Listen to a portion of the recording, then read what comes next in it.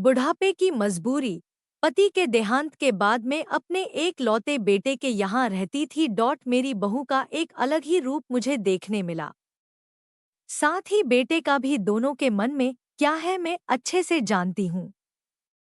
वो चाहते हैं कि मैं वृद्धा आश्रम चली जाऊं। उनके जाने के बाद मुझे यह सब देखना और सुनना पड़ेगा, इसका मुझे अंदाजा भी नहीं था। पर मैं मन मानकर अपने बेटे और बहू की बातें सुनकर भी यहाँ रहती हूँ, क्योंकि मुझे मेरे पोते और पोती दिखाई देते हैं। उनकी झलक पाकर मुझे सुकून मिलता है। घर के बाहर एक टिन की झोपड़ी में रहती मेरी बहू को कोई दिक्कत नहीं हो, इसलिए मैं घर के बाहर रहती हूँ।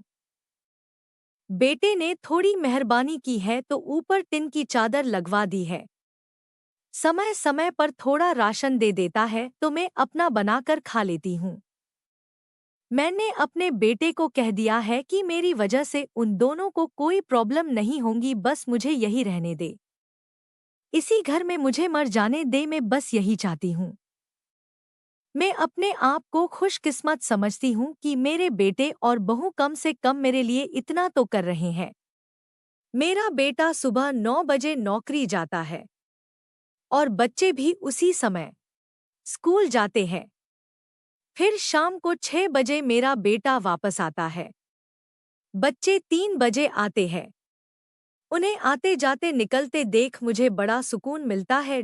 मेरे पति के दोस्त जब कई दिनों बाद आए, मेरे पति के दोस्त थे, उनकी पत्नी का भी स्वर्गवास हो गया है।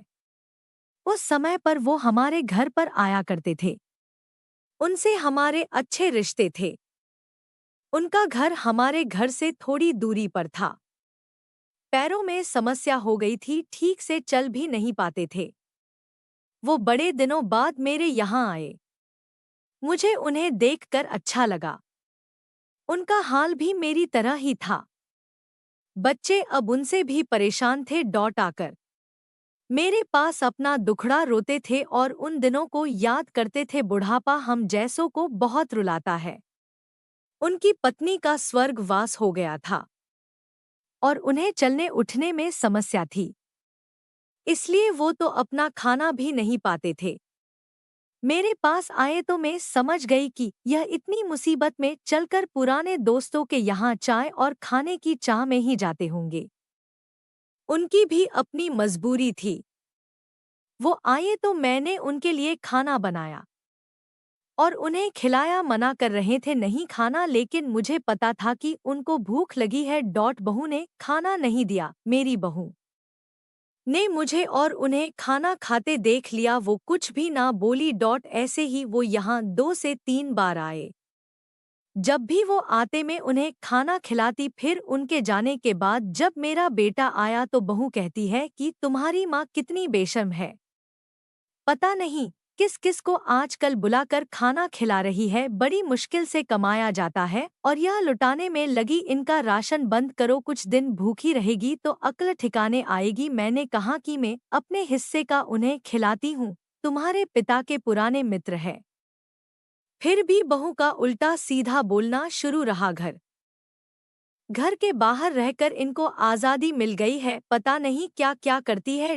बेटा भी बोला कि कुछ दिन भूखा ही रहने दो इन्हें। मुझे मेरे बेटे ने घर के पीछे सीढ़ी के पास ले जाकर बिठा दिया। कहा कि अब यही बैठो। मेरे तो अब आंसू भी सूख गए थे।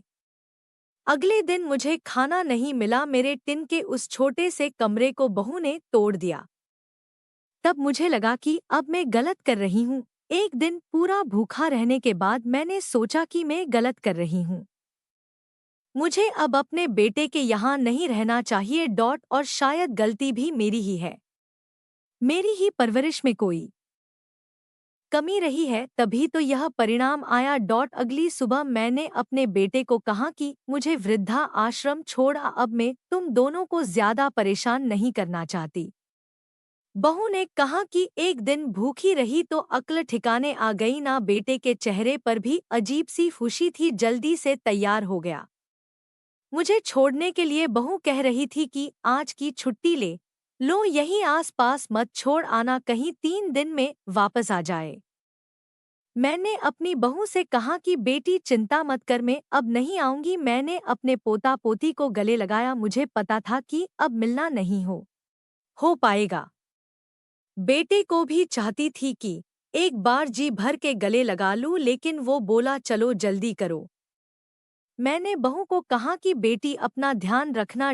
मेरा बेटा मुझे छोड़ आया। वहां आकर मैंने देखा कि मेरी तरह कई है, थोड़े दिन उदास रहते हैं फिर सच को स्वीकार कर लेते हैं। मैं अब यहाँ खुश हूँ, कुछ काम भी करती हूँ। मैं चाहती हूँ कि ऐसा कहूँ कि ऐसा किसी के साथ ना हो, लेकिन ऐसा कब किसके साथ हो जाए कोई बता नहीं सकता। लेकिन माँ बाप को ऐसे समय के लिए भी तैयार रहना चाहिए। बस बच्चों को पाल कर बड़ा कर दो, उनसे कुछ उम्मीद मत रखो। अगर आप सबको हमारी कहानी पसंद आई हो तो लाइक करें, शेयर करें, सब्सक्राइब करें दूसरी कहानी के लिए।